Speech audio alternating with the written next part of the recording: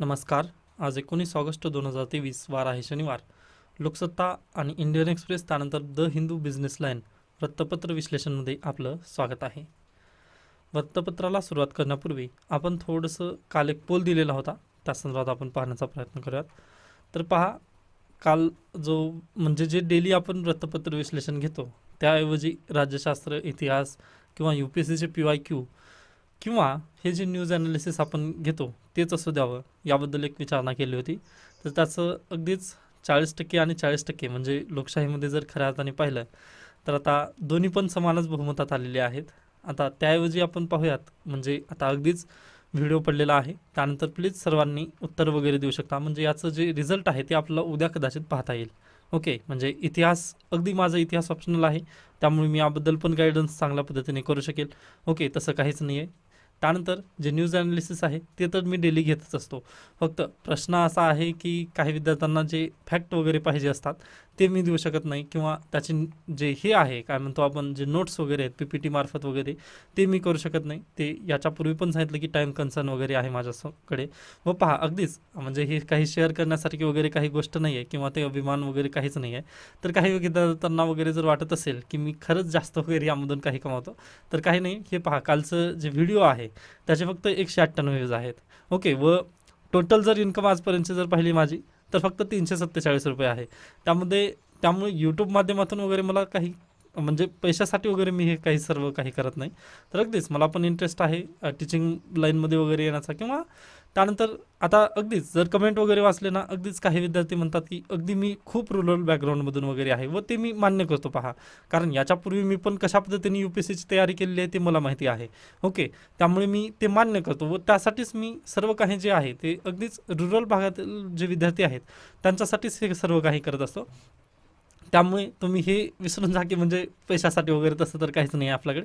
Okay, बाकी हे तुम्ही पाहून घेऊ शकता. म्हणजे हे कधीचे आहेत लोकसत्ताची माहिती नाहीत मला, हे म्हणजे 200-300 वगैरे अशाच पद्धतीने हे जातात. ओके, त्याबद्दल मला दिलगिरी म्हणजे तसं काहीच मला वाटणार नाही आहे. फक्त तुम्ही ह्याचं उत्तर नक्की देऊ शकता की तुम्हाला व्हिडिओ पाहिजे किंवा सिलेबसचा आपण पार्ट वगैरे घ्यायचा आहे. फक्त एवढ्याबद्दल मला म्हणजे जास्त पद्धतीने विचारणा आहे. त्यानंतर याच्यापूर्वी पण ज्या पद्धतीने मी म्हटलेलं आहे की MPSC बाबत मी जास्त गायडन्स करू शकणार नाही, परंतु होईल तेवढी नक्की गायडन्स करेन. त्यासोबतच UPSC मार्फत मी जास्त गायडन्स वगैरे नक्की देण्याचा प्रयत्न करेन, कारण माझे जे हे राहिलेलं आहे स्पेस जे राहिलेलं आहे ते अगदीच UPSC बाबत आहे. आय होप तुम्हाला मी जे काही बोललेलं आहे ते अगदी समजलेलं असेल. त्यानंतर आपण आजच्या वृत्तपत्राला सुरुवात करूयात. ओके, तर पहा, चंद्रयान-3 चंद्राच्या आणखी समीप. ओके, म्हणजे जे चंद्रयान-3 आपण हे केलेलं आहे ते आता 10 किलोमीटर जवळ गेलेलं म्हणजे राहिलेलं आहे. फक्त चंद्राच्या जवळ फक्त 10 किलोमीटरचा अंतर त्यांचा राहिलेला आहे. व पहा, ते पण अंतर आपण लवकरच पार करूयात, परंतु त्याला तिथंपर्यंत जाण्यासाठी म्हणजे अगदी चंद्रावर उतरण्यासाठी वगैरे स्पीड कमी झाली पाहिजे. यासाठी सध्याला 23 ऑगस्टपर्यंतचं काय आपल्याजवळ टाईम आहे, जी की आपल्याला जी स्पीड सध्याची आहे ती कमी करायची आहे. आता 10 किलोमीटर म्हणजे अगदीच जवळ तर आहे, परंतु ते स्पीडमध्ये नाही आहे, ते सॉरी म्हणजे जास्त स्पीड आहे. त्याला स्पीड कमी करण्यासाठीच आपल्याला 23 ऑगस्टचा वगैरे टाईम आहे. म्हणजे ते गोल गोल गोल गोल गिरक्या घेऊन स्पीड कमी करणार आहे. आय होप तुम्हाला हे पण समजलेलं असेल. त्यानंतर पुढे या, 1.5 कोटीहून अधिक कुटुंबांना लाभाची अपेक्षा, गणेशोत्सवात आनंदाचा शिधा, गैरव्यवहार टाळणार का. म्हणजे याच्यापूर्वी पहा, दिवाळी असू द्या किंवा आंबेडकर जयंती, यासोबतच पहा गुढीपाडवा, हे सर्व जर म्हणजे हे जर सर्व उत्सव वगैरे जर पाहिले आपण, तेव्हा पण आनंदाचा शिधा वगैरे देण्यात आलेला होता. परंतु त्या दरम्यान अगदीच गैरव्यवहार वगैरे शासनामार्फत भरपूर झालेले होते. मग ते गैरव्यवहार आता रोखले जातील का, असा प्रश्न इथं निर्माण केला जात आहे. कारण हे जे पडसाद होते याचे ते विधानसभेमध्ये पण उठलेले होते.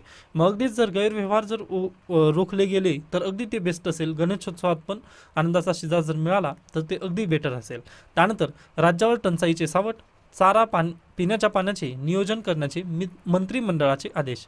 आता अगदीच सर्वांना माहिती आहे, जुलै महिना उलटून म्हणजे आज खऱ्या अर्थाने पाऊस पडत आहे मराठवाडा विभागामध्ये, परंतु जर जुलै महिन्यामध्ये पाऊस पडला होता, मग त्यानंतर तब्बल 1 महिन्यानंतर जर पाऊस पडत असेल तर अगदीच जे पेरण्या वगैरे झाल्या ते पेरण्या वाया जाण्याची भीती आपल्याला दिसून आलेली आहे. त्यानंतर जे जनावरे वगैरे आहेत त्यांचा जो चारा आहे त्याचा पण टंचाईचा इथं प्रश्न निर्माण झाला, बरोबर. मग यासाठीच मंत्रिमंडळाने जे त्यांचे योग्य नियोजन करणं या संदर्भाचे आदेश आपल्याला दिलेले दिसत आहेत. त्यानंतर पुढे जाऊयात आपण. 1976चा कायदा रद्द करण्याचा निर्णय, राज्यात कसिनोला परवानगी नाहीच. झालेलं काय पहा, एक कंपनी होती, त्या कंपनीला राज्यामध्ये कसिनो काढायचं होतं. ओके. व 1976ला म्हणजे तेव्हा कायदा करण्यात आलेला होता की आम्ही कसिनो म्हणजे कसिनोला राज्यभरामध्ये परवानगी वगैरे देण्यात येईल, असं त्यांनी तिथं काय परवानगीचा विषयक वगैरे तो कायदा होता. परंतु प्रॉब्लेम काय झाला की 2012मध्ये आपल्याकडे मंत्रालयाला आग लागली होती. पहा, आता कदाचित म्हणजे तुम्ही अगदी जर लहान वगैरे असाल तर तुम्हाला घटना वगैरे माहिती नसेल, परंतु अगदी तशा पद्धतीने तुम्ही घटना जर ऐकून असाल तर ते अगदी तुम्हाला समजेल, म्हणजे लिंकेजेस आहेत हे. मग 1976चा तो कायदा या 2012 अंतर्गत जळून गेला, म्हणजे अगदीच ते जी फाईल वगैरे होती ते जुळून घेण्याचा प्रयत्न वगैरे तिथं झाला. मग त्यानंतर आपल्याला ते काही म्हणजे त्याबद्दल काही माहिती नव्हतं, फक्त त्याची जी फाईल आहे ती कम्प्युटर PC मध्ये वगैरे सेव्ह होती, असं आपल्याला इथं बेसिकली सांगता येईल. मग पहा, 1976चा तो कायदा, म्हणजे त्या कायद्याबद्दल पुन्हा कोणी बोललं वगैरे काहीच नाही. मग त्यानंतर 2016मध्ये देवेंद्र फडणवीस मुख्यमंत्री असताना त्यांनी जी कंपनी त्यांना परवाना पाहिजे होता, त्यांनी अगदीच देवेंद्र फडणवीस यांच्याकडे तो अर्ज वगैरे केला की आम्हाला राज्यभरामध्ये कसिनो वगैरे काढायचा आहे. परंतु ते त्यांनी परवानगी वगैरे देऊ शकले नाहीत, कारण त्याची फाईल वगैरे 2012मध्ये जळून गेली होती. बरोबर. मग त्यानंतर आता सध्याला ते कुठे गेले, मग ती जी कंपनी आहे त्यांनी अगदी मुख्यमंत्र्यांचा त्यावरती निर्णय वगैरे काहीच येत नाही या विचारातून त्यांनी गेले हायकोर्टामध्ये. मग हायकोर्टामध्ये अगदी महाराष्ट्र शासनाने उत्तर दिलं की आम्ही कसिनोला राज्यामध्ये परवानगी देऊ शकत नाही, व पर्यटक असतील किंवा काही अन्य कारणं जरी असतील तरी आम्ही त्याला काय इतर निर्णय देणार नाही, म्हणजे महाराष्ट्रात कसिनोला अद्याप परवानगी नाहीच. ओके. त्यानंतर पुढची बातमी पहा, कर्जदारांसाठी निश्चित व्याजदराचा पर्याय खुला करा. आता पहा, आता आपण कालचीच न्यूज वगैरे घेण्याचा प्रयत्न करूयात. म्हणजे कालची एक पहिली न्यूज होती, पहा, की मला उद्योग काढायचा आहे किंवा मला एखादी कारखाना वगैरे तयार करायचा आहे. ओके. म्हणजे अगदी काही पण इंडस्ट्री वगैरे काढायची असेल मला, तर काय लागतं, मला भांडवल लागतं. मग भांडवलसाठी मी काय करेन, तर अगदीच पैसे वगैरे उचलेन. मग पैसे कोणाकडून उचलेन, तर अगदीच बँकेपासून मी काय पैसे वगैरे म्हणजे भांडवल मार्फत ते काय करेन, पैसे वगैरे घेण्याचा प्रयत्न करेन बँकेकडून. ओके. मग पहा, हे मी अशा पद्धतीने आहे व बँकेमधून मी पैसे घेतले. मग मी बँकेला हे पैसे कशा पद्धतीने परतावा वगैरे करेन, तर अगदीच EMI स्वरूपामध्ये मी याला ठरवलं की मी EMI स्वरूपामध्ये यांना काय पैसे वगैरे फेडणार आहे. परंतु पहा, आज काय आहे, आज असतो म्हणजे CRR SLR वगैरे जे आहेत, आता ते रेट कधी बदलत असतात, तर अगदीच ते रेट बदलत असतात 2 महिन्यानंतर लगेच बदलत असतात. ओके. CRR तर बेसिकली बदलतच असतो त्यांचा, जसं की महागाईला वगैरे नियंत्रणात करण्यासाठी वगैरे ते काय करतात, RBIची जी मॉनिटरी पॉलिसी कमिटी आहे ते CRR अगदी बदलत असतं 2-2 महिन्याला. ओके. आता ते बदलण्याचं संकेत असतं, परंतु ते बदलत नाही काही वेळा. ओके. आता त्याबद्दल डिबेट वगैरे करायचं नाही आपला, फक्त तुम्ही ॲज अ आयडियल सिच्युएशन घेण्याचा प्रयत्न करा म्हणतोय मी, की CRR 2 महिन्याला वगैरे बदलत असतं. मग पहा, RBIने CRR बदलल्यानंतर लगेच इकडे काय होतं, SBI वगैरे ज्या बँकेत तुम्ही कर्ज घेतलेला आहे, RBIने तिकडे काहीतरी बदल केला ना त्यांच्या नियमामध्ये, लगेच बँक पण काय करते, त्यांचे जे व्याजदर असतात ना त्या व्याजदरामध्ये चढ उतार वगैरे करून आणते. म्हणजे RBIने तिकडं थोडंसं व्याजदर वगैरे वाढवला, म्हणजे CRR असू द्या किंवा रेपो रेट वगैरे असू द्या, काही पण. आता ते तुम्हाला सर्व जे काही मी बोलतोय ना, ते इकॉनॉमिक्सचा पार्ट आहे, ते थोडंसं तुम्हाला माहिती असणं गरजेचं आहे. पहा. ओके. रेपो रेट, CRR वगैरे RBIने वाढवले ना, तर बँक काय करतं, त्यांच्या व्याजदरामध्ये वगैरे काय चढ उतार वगैरे घडून आणतं. आता पहा, आता इथं मी जे 2 महिन्याची आयडियल सिच्युएशन दिली ना, तसं इथं होत नाही. 2-2 महिन्याला प्रत्येकी बँक वगैरे इथं बदलत नाही. याच्यापूर्वी पण म्हटलं की तुम्ही प्लीज डिबेटमध्ये वगैरे नकात पडू, फक्त तुम्हाला माहिती असू द्या की हे आयडियल सिच्युएशन असेल. ओके. मग पहा, इथे आज मी जानेवारीमध्ये घेतलं. ओके. मी आज जानेवारीमध्ये कर्ज घेतलं, म्हणजे असं आयडियल सिच्युएशनमध्ये धरूयात. मग कर्जाचं व्याजदर काय होतं, 60% व्याजदरनी मला कर्ज भेटलेलं होतं. ओके. 60% व्याजदरनी मला कर्ज भेटलेलं होतं बँकेकडून. मग पहा, आपण हप्ते फेडले, जानेवारी, फेब्रुवारी, मार्च, एप्रिल वगैरे असे फेडत आले, व आज ऑगस्ट आहे. ओके. मग ऑगस्ट महिन्यामध्ये काय झालं, RBIने काय म्हटलं की आता जे CRR SLR वगैरे आहे ते आम्ही वाढवणार आहोत, कारण आम्हाला महागाईशी लढायचं आहे. बरोबर. मग जे पूर्वीचं 60% व्याजदर होतं ना, ते आता किती झालं, 9% व्याजदर झालं. ओके. मग पहा, इथं मला फटका बसेल किंवा नाही बसेल. म्हणजे पहा, मी लोन घेताना कितीने, 60% व्याजदरनी लोन घेतलेलं होतं, परंतु आता मला लोनची परतफेड किती टक्क्याने करावं लागते, 9% करावं लागत आहे. म्हणजे माझी रक्कम अगदी 100 रुपये जर असेल तर मला 107 रुपये द्यावे लागायचे, तर आता इथं किती 109 रुपये द्यावे लागत आहेत ऑगस्ट महिन्यामध्ये. आय होप तुम्हाला हे समजत आहे की RBIचे इम्पॅक्ट वगैरे इकडे होतात व बँक काय करते, लोन जे घेतलेले आहेत त्यांचे पण व्याजदर वगैरे वाढवण्याचा प्रयत्न करते. मग यामुळे काय होतं, हे माझ्यावर अन्याय होत आहे. कारण पहा, अगदी माझे जो पैसे कमी असतील म्हणूनच मी लोन काढलेलं असेल व त्यानंतर पहा मी कमी रकमेमध्ये लोन काढलेलं होतं, परंतु त्याचं व्याजदर जास्त होत आहे आता सध्याला.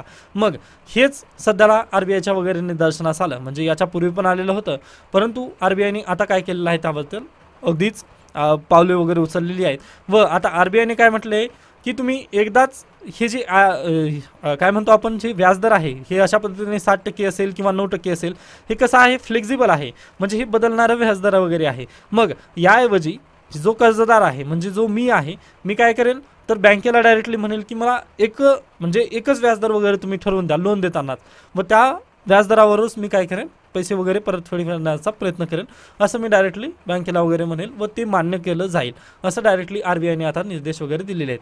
व पहा हे कधीपासून लागू होणार आहेत, तर 1 जानेवारी 2024 पासून हे नियम लागू होणार आहेत.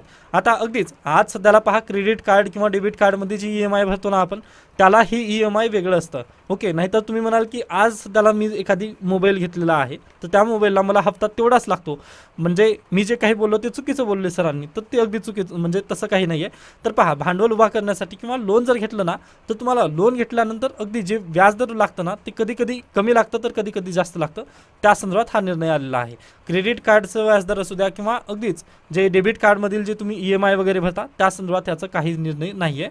तर हे सर्व काही कशासाठी असेल तर कर्जदारांसाठी असेल, व जे बेसिकली बँकेतून कर्ज घेतलेली आहेत फिजिकलीरित्या. ओके, तर हे त्यांच्यासाठी असेल. ओके, त्यानंतर आपण पुढे जाऊयात. पुढची न्यूज पहा, परदेशातील अनेक पदव्यांच्या समकक्षतेला प्रतिबंध, UGC कडून नवीन नियमावलीचा मसुदा प्रसिद्ध करण्यात आलेला आहे. म्हणजे पहा, आता हा भारत आहे व इकडे अन्य देश वगैरे आपण घेऊयात, म्हणजे आता अमेरिका घेऊयात. अमेरिकेमध्ये तुम्ही जर जाऊन BA अशा पद्धतीने एखादी शिक्षण वगैरे तिथं घेतला असाल व तो येऊन तुम्ही भारतामध्ये जर घेतलात, तर इथं काय तुम्हाला डायरेक्टली तिथली BA व इथली पण BA तुम्हाला काय BAचं सर्टिफिकेट इथं मिळून जाईल. परंतु आता झालेलं काय, UGCने नवीन गाईडलाईन वगैरे जाहीर केलेली आहे व त्यांनी अनेक पदव्यांचा समकक्षतेला प्रतिबंध दिलेला आहे. म्हणजे तिथे जाऊन तुम्ही BSc करा, तर भारतामध्ये येऊन BSc करण्याला तिथं काय झालं प्रतिबंध वगैरे लागलेला आहे. म्हणजे भारतामध्ये येऊन तुम्हाला BScचं सर्टिफिकेट वगैरे मिळेल का, तर बिलकुल मिळणार नाही. म्हणजे आता अगदीच हे चुकीचं आहे किंवा म्हणजे बरोबर आहे याबद्दल आपल्याला डिबेटमध्ये वगैरे पडायचं नाही. फक्त लक्षात घ्या, जर एखाद्या वेळेस विद्यार्थी वगैरे जर अगदीच दुसऱ्या देशांमध्ये वगैरे जाऊन पदवी जर घेऊन येत असेल तर त्यांना आता इथं काय त्याचा फटका मात्र नक्की पडणार आहे. पहा, कारण अमेरिकेतील डिग्री आणि इथील डिग्रीमध्ये खूप तफावत वगैरे आता येईल, कारण तिकडली डिग्री आता काय आपण मान्यच करणार नाही. म्हणजे तिकडे झालेली BA आपण इकडे BA हे मान्य करणार नाही, असं इथं डायरेक्टली होतं. आता हे BA BSc मी फक्त उदाहरणासाठी घेतलेलं आहे, त्याचा डायरेक्टली नियमावशी वगैरे काही संबंध नाही. व पहा, ती नियमावली आपल्यासाठी UPSC विचारणार पण नाही किंवा MPSC पण विचारणार नाही, ती आपल्यासाठी गरजेची नाही. परंतु आपल्याला पण माहिती असावं की देशात काय चाललं त्यांना त्याने ही गरजेचं आहे. व त्यानंतर पहा, आपल्यापैकी जर एखादा मित्र वगैरे जर जात असेल म्हणजे परदेशात शिक्षणासाठी, तर त्याला तुम्ही सांगू शकता की बाबा अशा म्हणजे ती नियमावली एकदा पाहून घे, त्यानंतरच तू बाहेरच्या देशात वगैरे शिक्षणासाठी जाऊ शकतोस, असं तुम्ही डायरेक्टली त्याला सांगू शकता. अन्यथा पहा त्याच्या करिअरचं वगैरे डायरेक्टली तिथं नुकसान तर होणारच आहे. ओके, त्यानंतर आपण पुढे जाऊयात. पहा, पुढची न्यूज आहे. पहा, राज्यात दिवसाला 42 नागरिकांचा रस्ते अपघातात मृत्यू झालेला आहे. आता हे सर्वे करण्यात आलेलं आहे व हे अगदी भयावह स्थिती आपल्याला दिसून येत आहे. दाभोलकर, पानसरे, कलबुर्गी, गौरी लंकेश हत्यांमध्ये समान धागा होता का, सुप्रीम कोर्टाची विचारणा. आता पहा, अगदीच दाभोलकर यांचे म्हणजे यांचा मृत्यू होऊन अगदी 10 वर्ष तर आपल्याला उलटून जात असताना दिसत आहेत. मग त्या संदर्भात आत्ता सुप्रीम कोर्टामध्ये सध्याला केस आहे व त्या म्हणजे केस जरी चालू असतील तरी CBIला काही प्रश्नांची उत्तरे विचारण्यात येत आहेत, परंतु CBI त्याबद्दल काहीच म्हणजे उत्तरे वगैरे देत नाही, असं आपलं इथं बेसिकली दिसत आहे. आता वरवर जर पाहिलं आपण तर दाभोलकर, पानसरे, कलबुर्गी आणि लंकेश यांच्या हत्यांमध्ये एक समान धागा होता असं आपल्याला डायरेक्टली दिसतं. म्हणजे वृत्तपत्रांमध्ये वगैरे ज्या पद्धतीने लेख येतात व याच्या पूर्वी पण पहा 3 दिवसापूर्वीच आलेलं होतं लेख. 16 तारखेच्या जे लोकसत्ता वृत्तपत्र आहे त्यामध्ये तिघांचे पण फोटो वगैरे होते व त्या पद्धतीने लेख आलेला होता. ओके, त्याचं जर तुम्ही थोडंसं वाचन वगैरे केलं तर या तिघांमध्ये पण एक समान धागा वगैरे होता असं आपल्याला पाहायला येतं. परंतु CBIला कदाचित ते मिळालं नसेल किंवा अगदी जे जर्नलिझम आहे ते अगदी चुकीच्या पद्धतीने गेलं असेल असं आपण तिथं म्हणू शकतो. पहा, कारण CBI तिथं उत्तर देत नाही, सुप्रीम कोर्ट त्याबद्दल आता विचारणा केली आहे. मग पाहूयात काय होतं त्याबद्दल. ओके, त्यानंतर पुढची न्यूज पहा, त्रिमितीय तंत्रज्ञानाने बांधलेले देशातील पहिले टपाल कार्यालय खुले करण्यात आलेले आहे. हे त्रिमितीय वगैरे काय आहे तर 3D प्रिंटर. ओके, 3D प्रिंटिंगने बांधलेले देशातील पहिले टपाल कार्यालय खुले करण्यात आले. ते कुठं आहे तर बेंगळुरूमध्ये त्याला ओपन वगैरे करण्यात आलेलं आहे. तर हे प्लीज फॅक्ट आहे व MPSC साठी वगैरे ते विचारलं जाऊ शकेल. लक्षात ठेवा, हे 3D printing 3D printed post office कुठं बांधण्यात आलं आहे तर बेंगळुरूमध्ये. ओके, त्यानंतर अर्थनीतीची जाती आधारित गोंधळ. आता हा लेख मी अगदी वाचला, परंतु यामधून जे जाती आधारित अभ्यास वगैरे हे जे दिलेलं आहे ना, हे लेखकांनी तशा पद्धतीने यांनी स्पष्ट वगैरे केलं नाही. त्यामुळे हा लेख तुम्ही स्किप करू शकता, किंवा हे जे पुस्तक आहे त्याबद्दल मला तेवढंसं काही क्रेज वगैरे निर्माण झाला नाही, त्यामुळे मी याला डायरेक्टली स्किप करण्यास सांगतोय. कारण पहा, कास्ट हे जे आहे ना ते आपला UPSC डायरेक्टली GS2 वगैरे सॉरी म्हणजे आपला इंडियन सोसायटी या बेसिसवरून ते प्रश्न अगदी विचारत असतं. परंतु त्यासाठी हा लेख अगदी गरजेचा आहे का असं मला वाटलं, परंतु यामधून तेवढंसं UPSC सेंट्रिक वगैरे प्रश्न किंवा उत्तर आपल्याला मिळालं नाही, त्यामुळे स्किप करू शकता तुम्ही, किंवा या पुस्तकाला मी रिकमेंड करत नाही आहे. त्यानंतर पुढचे या साच्या बाहेरची भाषा. झालेलं काय पहा, आज देखील तुम्ही समाजामध्ये वावरत असताना विधवा, व्यभिचार, वेश्या अशा पद्धतीने किंवा रखेल जे शब्द आहेत किंवा हे जे शिव्या आहेत असं म्हणू शकतो आपण, ते महिलेला सर्रास उच्चारलेले वगैरे आपल्याला पाहायला मिळतात. मग यालाच कुठंतरी रोखण्यासाठी कोणी पहिल्यांदा पुढाकार घेतलेला आहे तर अगदीच DY Chandrachud, chief justice of India यांनी काय घेतला, पुढाकार घेऊन एक नवीन नियमावली वगैरे त्यांनी तयार करून घेतलेली आहे व ते जे भारतीय न्यायालय आहेत त्यांच्यासमोर ती नियमावली वगैरे त्यांनी ठेवलेली आहे. DY चंद्रचूड यांच्या मार्गदर्शनाखाली दिल्ली, कोलकाता उच्च न्यायालयातील न्यायमूर्ती मौसमी भट्टाचार्य, प्रतिभा सिंह आणि प्राध्यापक झुमा सेन यांनी गेली 2 वर्ष या विषयावर काम केले असून त्यातील 30 पानांची त्यांनी वर्ज शब्दावली तयार झाली आहे. ओके, 30 पानांची त्यांनी काय केली आहे, मग एक शब्दावली तयार केली आहे, जे की आज देखील न्यायालयामध्ये ती शब्दावली वापरण्यात येते. ओके, जसं की पहा, spinster, mistress, prostitute, eve teasing, affair, child prostitute असे शब्द सर्रास तिथं न्यायालयामध्ये पण वापरले जातात. मग या शब्दाऐवजी आता काय तिथं unmarried woman, woman with whom man has a sexual relation outside marriage. आता हे पहा, अफेअर या शब्दाला यांनी काय दिलेलं आहे, woman with whom man has a sexual relation outside marriage. म्हणजे पहा, डायरेक्टली त्यांनी महिलांना तिथं म्हणजे महिलांना कमी लेखण्याचं वगैरे तिथं पूर्णतः त्यांनी काय बंद वगैरे करण्याचा प्रयत्न केलेला आहे. म्हणजे वुमन आणि मेन या दोघांना पण समान राईट वगैरे देण्याचा प्रयत्न, किंवा अगदीच म्हणजे जे प्रॉस्टिट्यूट वगैरे असतात त्याला सेक्शुअल रिलेशन वगैरे म्हणजे तशा पद्धतीने त्यांनी एक सायंटिफिक डेफिनेशन वगैरे देण्याचा प्रयत्न केलेला आहे. मग हे अगदी UPSCला म्हणजे जे MPSC आहे त्याला पण फॅक्टरिता वगैरे विचारलं जाऊ शकेल, म्हणजे ही तिघांची नावं वगैरे विचारलं जाण्याची शक्यता तर आहे. परंतु पहा, अगदी म्हणजे याबद्दल मी पण जास्त तुम्हाला येईलच असं म्हणणार नाही, कारण अगदी पेपर काही मला म्हणजे सांगून वगैरे बनत नाही, त्याबद्दल क्षमस्व. परंतु पहा, अगदी हे बनण्याचे चान्सेस आहेत, कारण सुप्रीम कोर्टाने एक सराहनीय पाऊल इथं उचललेलं आहे. म्हणजे पहा, अगदी कोणत्या पण बॉडीने वगैरे अशा पद्धतीने पाऊल उचलले नाहीत, परंतु सुप्रीम कोर्टाला माहिती आहे की न्यायालयामध्ये जी व्यवस्था आहे ना त्या न्यायालयामध्ये स्त्रियांना आज देखील कमी लेखलं जातं. त्यासाठीच पहा, न्यायालयाने काय केलेलं आहे, ती शब्दावली वगैरे तशी 30 पानांची शब्दावली आज तयार केलेली आहे. ओके, त्यानंतर पहा, आता इथे हाऊसवाईफला काय शब्द दिलेला त्यांनी, मग होम मेकर अशा पद्धतीने त्यांनी काय एक शब्द वगैरे तिथं पर्यावरणाचे शब्द वगैरे त्यांनी आणलेला आहे. व हे शब्द पहा, आता आगामी काळामध्ये जे इंडियन कोर्ट्स आहेत ना त्या कोर्टामध्ये वगैरे हे शब्द वापरायची त्यांना बंधन वगैरे करणार आहे सुप्रीम कोर्ट.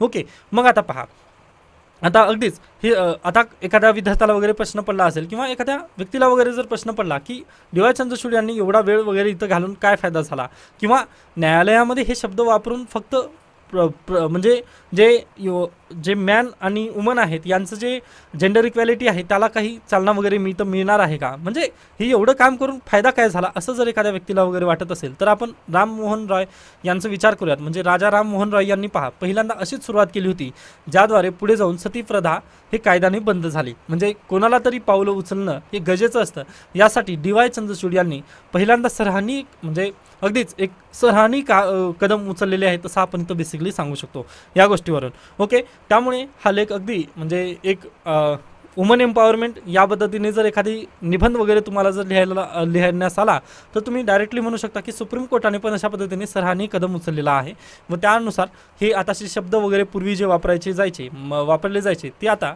कोर्टांमध्ये देखील बंद करण्यात येणार आहेत.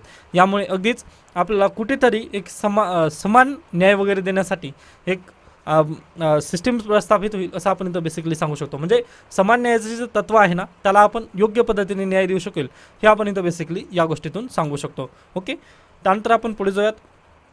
महिला फुटबॉल समानता आणि समन्यायित्व स्किप करू शकता. त्यानंतर चंद्रयान-3च्या लँडरच्या यशस्वी विलगीकरणानंतर पुढे काय होईल. आता याबद्दल पण आपल्याला काही गरजेचं नाही, एवढं प्रश्न वगैरे कधी डिटेलिंगमध्ये विचारणार जाणार नाही आहे, परंतु सायन्समध्ये फॅक्ट वगैरे विचारले जातील. त्यामुळे जे लँडर रोवर वगैरे आहेत, त्यानंतर अगदीच जे PSLV GSLV वगैरे व्हेकल्स असतात त्याची नावं देखील तुम्हाला माहिती असणं अगदी गरजेचं आहे, कारण त्याबद्दल प्रश्न अगदी येऊ शकतात. ओके, त्यानंतर पुढे चला. त्यानंतर पहा, मणिपूर प्रश्नाच्या केंद्राच्या हाताळणीवर मूडीजचे प्रश्नचिन्ह. आता पहा, मूडीज ही जी कंपनी आहे याच्यापूर्वी त्यांनी काय जे अमेरिका आहे याला काय AAA अशा पद्धतीने त्यांनी रेटिंग वगैरे दिली होती, बरोबर. त्या संदर्भात आपण चर्चा नक्कीच केली होती. मग आता भारताला त्यांनी काय केले, BAA3 अशा पद्धतीने काय या मानांकनावर वगैरे त्यांनी ठेवलेलं आहे भारताला. मग हे पतमानांकन करत असताना त्यांनी काय म्हटलेलं आहे की मणिपूरचा जे प्रश्न होता ते केंद्र सरकारने नीट हाताळलं नाही, किंवा जे सध्याला तिथं व्हायलन्स आहे किंवा जे राईट्स वगैरे होत आहेत तर ते अगदी चुकीचे आहेत असं त्यांनी तिथं काय कमेंट देखील केलेलं आहे. आता याबद्दल भारताची काय प्रतिक्रिया येईल याबद्दल आपल्याला पाहावं लागेल, परंतु फक्त हे लक्षात ठेवा ही मूडीज ही संस्था वगैरे कुठली आहे, कारण याबद्दल UPSC 2022मध्ये प्रिलिमला प्रश्न विचारून गेलेली आहे की पतमानांकन संस्था वगैरे कोणत्या कोणत्या आहेत. ओके, तर हे तुम्हाला माहिती असणं अगदी गरजेचं आहे. BAA3 आता हे काय आहे काय नाही हे याच्यापूर्वी आपण डिस्कस केलेलं आहे, त्यामुळे मला नाही वाटत की आपण याला परत एकदा चर्चा वगैरे करणं गरजेचं आहे. ओके, म्हणजे ज्या पद्धतीने मी पाहिलं पहा, सॉरी म्हणजे हे सांगितलं पहा, म्हणजे जे 200 विद्यार्थी आहेत ना हे जे 198 ते अगदीच डेली बघणारे आहेत त्यांना हे अगदी कळेल. ओके, बाकीचे आपल्याला गरजेचं नाही. ओके, स्किप करू शकता आपण. सॉरी म्हणजे त्या विद्यार्थ्यांचं आपल्याला काही देणंघेणं वगैरे नाही असं आपण तिथं बेसिकली म्हणू शकता, कारण पहा जे रेग्युलर आहेत त्यांना अगदी समजून येईल. त्यानंतर पुढची न्यूज पहा, सॉरी तर अशा पद्धतीने आजचं लोकसत्ता वृत्तपत्र इथे संपतं. त्यानंतर पहा आजचं इंडियन एक्सप्रेस. आता इंडियन एक्सप्रेस घ्या असं काही विद्यार्थ्यांचं अगदी मत होतं व त्याबद्दल मी पण अगदी घेण्यासाठी अगदी तत्पर आहे, किंवा मला पण ते नक्कीच घेऊ वाटेल. परंतु प्रॉब्लेम काय पहा, इंडियन एक्सप्रेसचं माझं सबस्क्रिप्शन नाही आहे, त्याबद्दल क्षमस्व. व आता द हिंदूमधून मला इकडं जर जायचं म्हटलं तर फायनान्शियली ते म्हणजे थोडंसं परवडणारं पण नाही आहे, कारण इंडियन एक्सप्रेसचं जे चार्जेस आहेत ना ते खूप जास्त आहेत. ओके, म्हणजे त्यामुळे जर शक्य झालं तर इंडियन एक्सप्रेस आपण पाहूयात, अन्यथा म्हणजे त्याला हे केलेलंच बरं असेल असं मला वाटतं. जर मला शक्य जर भेटलं ना, म्हणजे इंडियन एक्सप्रेस जर मला डेली भेटत गेलं तर ते मी घेत जाईन, परंतु जर भेटलंच नसेल तर मी पण त्याबद्दल काहीच करू शकत नाही, कारण माझं 2 वर्षाचं काय आहे द हिंदूचं सबस्क्रिप्शन आहे. व 1 सप्टेंबरपासून काय जे द हिंदू आहे त्यांनी काय करत आहेत त्याला कॉपीराईट क्लेम वगैरे येणार आहेत व डाउनलोड करता येणार नाही आता द हिंदूचं न्यूजपेपर. ओके, त्यामुळे आपण त्याला फक्त इंडियन एक्सप्रेसवरती शिफ्ट व्हावं का असं मी विचारणा केली होती, परंतु तिथं पण काय झालेलं आहे पहा, त्यांनी UPSC सेक्शन वगैरे तिथं त्यांनी प्रीमियम चार्जेस वगैरे लावलेले आहेत व ते आता जर याचीच इन्व्हेस्टमेंट वगैरे परत करायची म्हटलं तर ते शक्य होणार आहे. त्यानंतर अगदी तुम्ही पण पाहिलंच आहात ना, म्हणजे आपली तेवढी इन्कम पण नाही आहे, म्हणजे 347 रुपये झालेली आहे, परंतु ते मला अद्याप खात्यात जमा झालेले नाहीत, म्हणजे त्यांना 8,000 रुपये किमान तरी. ओके, म्हणजे पहा हे 8,000 रुपये किमान म्हणजे व्हायला पाहिजेत, म्हणजे $100 त्यांचे व्हायला हवेत, मग तेव्हाच ते माझ्या भारतीय खात्यामध्ये वगैरे येतील, अन्यथा ते तसेच पडून राहतात व 300-350 रुपये ते मला कुठून देणार नाहीत. त्याबद्दल तुम्ही पण म्हणजे त्यामुळे ते आपल्याबद्दल ते काहीच नाही, म्हणजे ते पैसे फक्त दिसतील, ते आपल्याला काही त्याचा फायदा वगैरे होणार नाही, हे लक्षात ठेवा तुम्ही. ओके, त्यानंतर पहा आता जाऊ द्या ते बकबक वगैरे सोडून देऊन आपण न्यूजपेपरला येऊयात. तर पहा ही न्यूज स्किप करू शकता, कारण हे पार्ट 1 आपल्याला माहिती पाहिजे तेव्हाच आपण हे पार्ट 2 वाचू शकतो, स्किप करू शकता. त्यानंतर हे मूडीजबाबत आपण काय चर्चा केली आत्ताच. ओके, की पतमानांकन वगैरे भारताला त्यांनी सुधारण्यासाठी वगैरे म्हणजे तशा पद्धतीने मणिपूरचं व्हायलन्स वगैरे त्यांनी म्हटलेलं आहे. ओके, त्यानंतर म्हणजे आता यामध्ये पण काही न्यूज असतात, परंतु आता हे दिल्लीचं वृत्तपत्र आहे किंवा दिल्ली एडिशन आहे, त्यामुळे थोडंसं प्रॉब्लेम आपल्याला इथं दिसतं, म्हणजे त्यांच्या बातम्या येतात दिल्ली सेंट्रिक, नक्की महाराष्ट्र सेंट्रिक इथं बातम्या दिसत नाहीत. ओके, त्यानंतर नूह स्टोरी, म्हणजे नूहमध्ये काय घडलं याबद्दल इथं सर्व काही दिलेलं आहे. आता अगदी हे पण मी वाचू शकत नाही किंवा हे न्यूजचं बद्दल एवढं डिटेल वगैरे सांगण्याची गरज नाही, परंतु इथं जे इंडियन एक्सप्रेसनं जे करेक्ट जर्नलिझम वगैरे केलेलं आहे तर त्यापैकी पहा 90% ऑफ ड्रग युजर्स जे आहेत ते 17 ते 30 वयातील आहेत. 90% 17 ते 30 वयातील ड्रग युजर आहेत आज सध्याला. त्यानंतर 25% त्यापैकी हे काय आहेत बेरोजगार आहेत. म्हणजे पहा बेरोजगारवर लेख आला किंवा अगदीच जर एखाद्या वेळेस ड्रग ॲडिक्शनबद्दल वगैरे जर लेख आला म्हणजे प्रश्न विचारण्यात आला UPSC वगैरे, तर तिथं ही तुम्ही आकडेवारी नक्की प्रसिद्ध करू शकता की 90% ड्रग युजर काय आहेत आज सध्याला, तर ते 17 ते 30 वयातील आहेत. त्यानंतर 25% हे अनएम्प्लॉईड आहेत, म्हणजे बेरोजगार आहेत. हे तुम्हाला माहिती असणं गरजेचं आहे. म्हणजे ते तुम्ही डायरेक्टली डाटा वगैरे देता फॅक्ट लिहू शकता. ओके. त्यानंतर prepare for next health emergency PM to G20 परिषदेला त्यांनी अगदीच हेल्थ इमर्जन्सीला परत एकदा प्रिपेअर राहा असं त्यांनी म्हटलेलं आहे. गरजेचं पण आहे. म्हणजे ज्या पद्धतीने आपण कोविडला फेस केलं, अगदी तशा पद्धतीने आगामी काळात पण येऊ शकतील असं त्यांचं म्हणणं आहे. त्यानंतर Mandal politics still looms large as a Modi fine tunes BJP's OBC strategy. म्हणजे पहा, BJP सत्तेत कशामुळे आली, तर OBCच्या स्ट्रॅटेजीमुळे. बरोबर आहे ते. मग अगदीच आता पुढल्या वर्षी इलेक्शन आहेत 2024चे. मग त्या संदर्भात विश्वकर्मा योजना सध्याला लॉन्च केलेली आहे व 17 सप्टेंबरपासून ती योजना काय होईल, अंमलबजावणी त्याची चालू होईल असं आपल्याला इथं बेसिकली सांगता येतं. म्हणजे पंतप्रधान नरेंद्र मोदी यांनी 15 ऑगस्टच्या भाषणामध्ये वगैरे तशा पद्धतीने ते बोलून गेले होते. बरोबर आहे. मग पहा, PM विश्वकर्मा योजना म्हणजे जी विश्वकर्मा योजना असणार आहे ती कोणासाठी असेल, मग बेसिकली ती OBC साठी असेल हे आपल्याला इथं पाहता येतं. कारण ती उत्तर प्रदेशमधील जे कामगार वगैरे आहेत, म्हणजे आता त्यांनी ठरवलेलं आहे विश्वकर्मा योजना, परंतु त्यांनी जे क्रायटेरिया वगैरे लावून दिलेले आहेत ते OBC आणि UP जे OBC आहेत त्यांना जास्त फायदा देऊन जाईल असं लेखिकांचं इथं म्हणणं आहे. ओके. आता इथं पहा, उत्तर प्रदेश लास्ट इयर वगैरे ही सर्व काही त्यांनी तेच दिलेलं आहे. ओके. मग हे कोणाला मदत करेल, तर OBC पॉलिटिक्स थ्रू वगैरे आलेलं आहे असं त्यांचं तिथं म्हणायचं आहे. व पहा, परंतु याला त्यांनी चॅलेंज कशा पद्धतीने केलं आहे की हे जे बिहारमध्ये BJP काय सध्याला ऑपोजिशनमध्ये आहे. ओके. ऑपोजिशनमध्ये असताना यांनी कास्ट सेन्ससला विरोध करत आहेत व सध्याला सुप्रीम कोर्टामध्ये याची सुनावणी होणार आहे. मग हे जे सुप्रीम कोर्टामध्ये जर कास्ट सेन्सस बिहारच्या याबद्दल जर सुनावणी झाली, तर BJP जी आहे ना ते स्वतःच्या जाळ्यात वगैरे अडकत आहे असं लेखिकांना वगैरे इथं बेसिकली म्हणायचं आहे. की जे BJPची जी OBC स्ट्रॅटेजी आहे, एकीकडे ते म्हणतात की विश्वकर्मा योजना आणून OBCचा आपण फायदा करू, पण दुसरीकडे त्यांचं म्हणणं काय राहिलेलं आहे की आपण कास्ट सेन्सस आहे त्याला पण विरोध करू.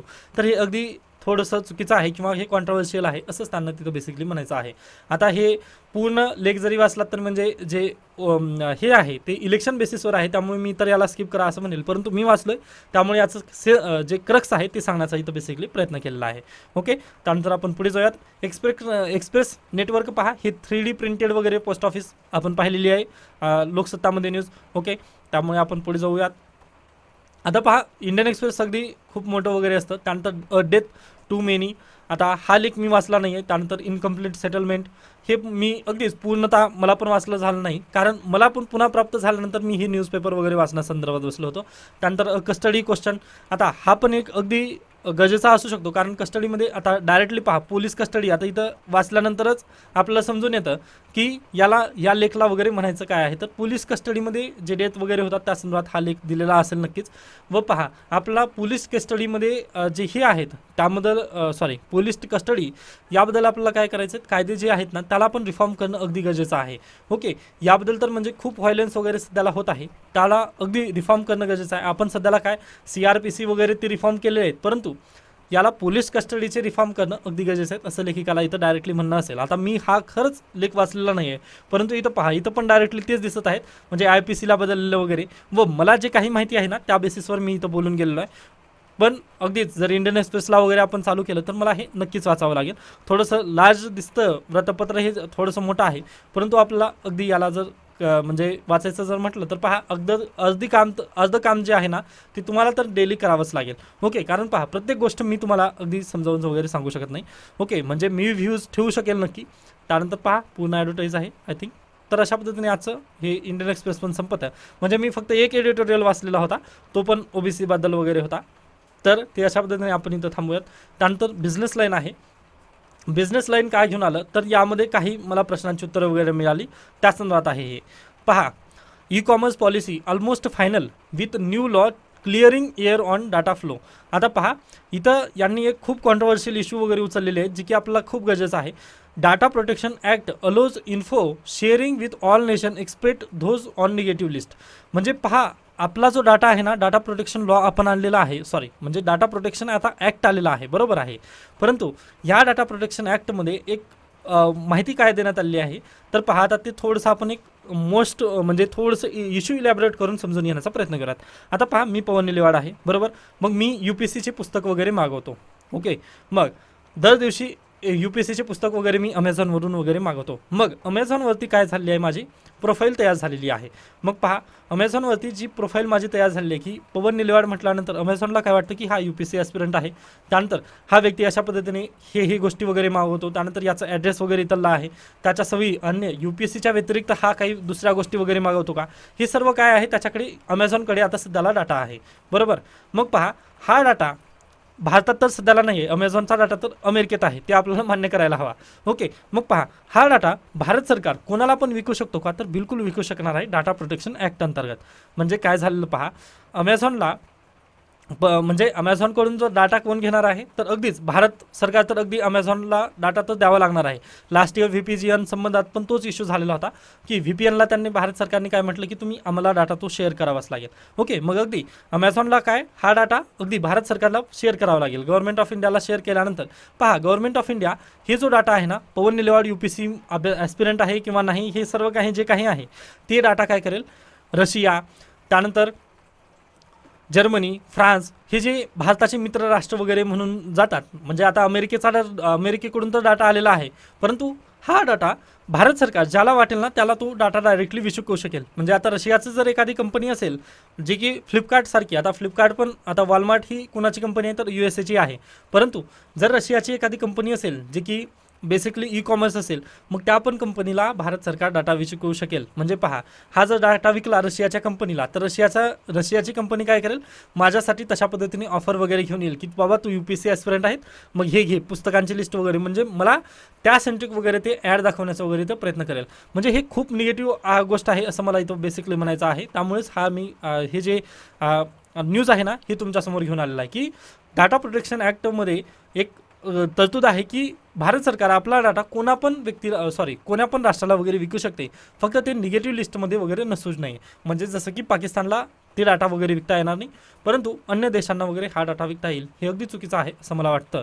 परंतु भारत सरकार पण अगदीच दुसऱ्या देशांचा जर डाटा वगैरे जर गोळा करत असेल तर ते बेटर असेल.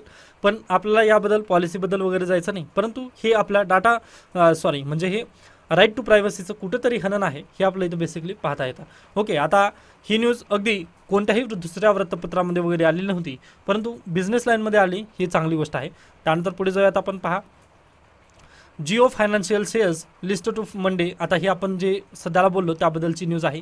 त्यानंतर rural young more in to YouTube and WhatsApp out of Facebook, म्हणजे जे रुरल यंग आहे आता सध्याला पॉप्युलेशन, ते सध्याला फेसबुकवर न जाता जास्त करून यूट्यूब आणि व्हॉट्सअपवर आहेत असं इथं न्यूजमध्ये म्हणायचं आहे त्यांना. ओके, त्यानंतर आपण पुढे जाऊयात. हे आपल्यासाठी गरजेचं नाही, म्हणजे हे फायनान्शियल आहे बेसिकली. त्यानंतर जिओ काय करत आहे पहा, नवीन प्लॅन वगैरे घेऊन येत आहे, जे की नेटफ्लिक्स पण त्यामध्ये इन्क्लुडेड असेल, परंतु कदाचित जे जिओचे असतील ना ते प्राइजेस वगैरे वाढण्याची इथं जास्त चान्सेस वगैरे दिसत आहेत. म्हणजे 5G पण रोल आउट झालेला आहे. मग सप्टेंबरपर्यंत पहा 5Gचं ज्या व्यक्तींकडे 5G मोबाईल आहे त्यांना काय आहे तर जिओकडून मोफत आहे 5G सेवा. परंतु एकदा आता पहा, नेटफ्लिक्स पण त्यामध्ये त्यांनी ॲड वगैरे केल्यानंतर आय थिंक मला वाटतं की जिओचे पण प्लॅन वगैरे वाढतील. ओके, त्यानंतर पुढे जाऊयात आपण. आता पहा, इथे ही एक न्यूज गरजेची होती, त्यामुळे मी घेऊन आलेलो आहे आजचं बिझनेस लाईन. पहा, Debroy article on new constitution not our view economic advisory panel.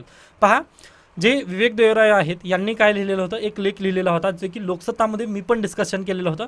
जे 3 कायदे आले होते पहा, त्याच्या 3 कायद्यासंदर्भात यांनी खूप पॉझिटिव्ह बोललेलं होतं. त्या दिवशी मी तुम्हाला म्हटलेलं होतं की यांच्यापेक्षा आपण जे डिस्कस केलेलं आहे ते बेटर होतं, असं मी त्यावेळेस म्हटलून गेलो होतं, बरोबर. मग पहा, ते जे विवेक देवराय यांनी जो लेख लिहिलेला होता ना, त्याबद्दल इकॉनॉमिक ॲडवायझरी पॅनल जे आहे त्यांनी म्हटलं की हे त्यांचे पर्सनल व्ह्यूज आहेत, हे आणि आमच्यासाठी देणं घेणं नाही, असं त्यांनी डायरेक्टली क्लिअर केलेलं आहे. ओके, त्यामुळे विवेक देवराय यांचे ते व्ह्यूज होते, पर्सनल व्ह्यूज होते, परंतु तिथं त्यांनी अगदी पंतप्रधानाचं इकॉनॉमी ॲडवायझरी पॅनल वगैरे त्यांनी लिहिलेलं होतं.